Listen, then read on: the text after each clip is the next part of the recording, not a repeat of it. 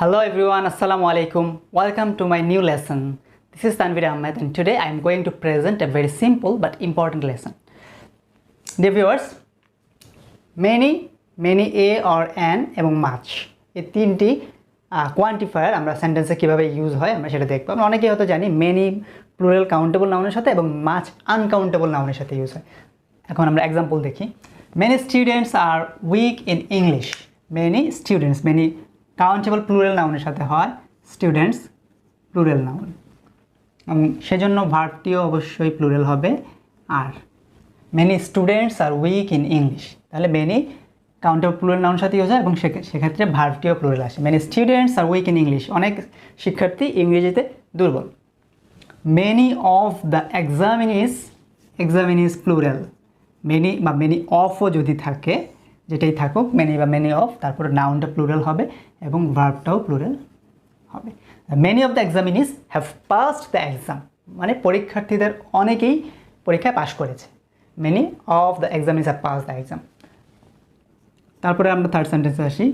এটা একটু ব্যতিক্রম, একটু অন্যরকম sentence. Many a or an এর নিয়মটা আমরা শিখি এখানে। মেনির পরে many a teacher teachers online nowadays, আজকাল অনেক শিক্ষকই অনলাইনে পড়ায়। তো এখানে ব্যাপারটা হচ্ছে মেনির পরে যদি এটা থাকে এ অথবা এন থাকে তাহলে এটাই ব্যতিক্রম। মেনির পরে যদি এ বা এন থাকে তাহলে যে নাউনটা এটা সিঙ্গুলার হয়, ভার্বটাও সিঙ্গুলার।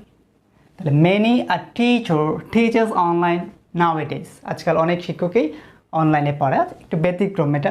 মিনিংটা প্লুরালের মতো, many a teacher teachers online English, মিনিংটা প্লুরাল কিন্তু স্ট্রাকচারালি এটা সিঙ্গুলার হয়। মেনি এর পরে টিচার এবং টিচার্স অর্থাৎ নাউন এবং ভার্ব দুটোই সিঙ্গুলার হয়েছে।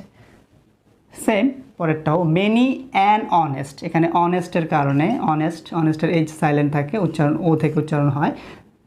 Many an honest person is needed in our society, তাহলে আমাদের সমাজে অনেক সৎ মানুষের দরকার, সৎ লোকের দরকার। সো এটাও ঠিক সেম আগেরটার মতোই, এখানে টিচারের জন্য এই হয়েছে, এটা আর্টিকেলের ইউজ। এবং মেনি অ্যান অনেস্ট পারসন, এখানে অনেস্টের জন্য আর্টিকেল অ্যান হয়েছে। Many an honest person is needed in our society, তাহলে ঠিক সেম এটার মতো মেনি অনেস্ট পারসন, এখানে নাউনটাও আমার সিঙ্গুলার এবং ভার্বটাও সিঙ্গুলার, কিন্তু সেন্টেন্সটি মিনিংয়ের দিক থেকে প্লুরাল। তাহলে many an honest person is needed in our society, আমাদের সমাজে অনেক সৎ মানুষ দরকার। তো এখন মাচের ব্যবহারটি আমরা দেখি। Much of his advice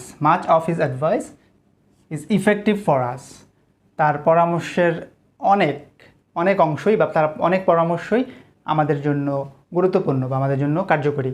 so much of, এখানে মাচ অফ আসছে অ্যাডভাইস, কারণ অ্যাডভাইস হচ্ছে আনকাউন্টেবল নাউন। আনকাউন্টেবল নাউন হলে ভার্বটাও সিঙ্গুলার হয়, সেজন্য আনকাউন্টেবল নাউনের জন্য মাচ হয়েছে। এখানে কখনোই আমরা মেনি ইউজ করতে পারবো না। So much of his advice is effective for us. Uncountable নাউনের জন্য মাচ আসে এবং আনকাউন্টেবল নাউনের জন্য সিঙ্গুলার ভার্ব আসে। তারপরে সেন্টেন্স আমরা দেখছি how much money uncountable noun, is verb হচ্ছে singular. How much money is needed for the project, যেহেতু মানি আনকাউন্টেবল নাউন সেজন্য হাউ মাচ ব্যবহার করেছি আমরা এবং ভার্বটাও সিঙ্গুলার হয়েছে। মনে রাখতে হবে মানি হচ্ছে অর্থ। মানির একক আমরা কাউন্ট করতে পারি, গুনতে পারি, টাকা, ডলার, রুপিস এগুলো আমরা গুনতে পারি, কিন্তু মানি কখনো গোনা যায় না। সো মানি সবসময় আনকাউন্টেবল হয়, মানির একক কাউন্টেবল হয়।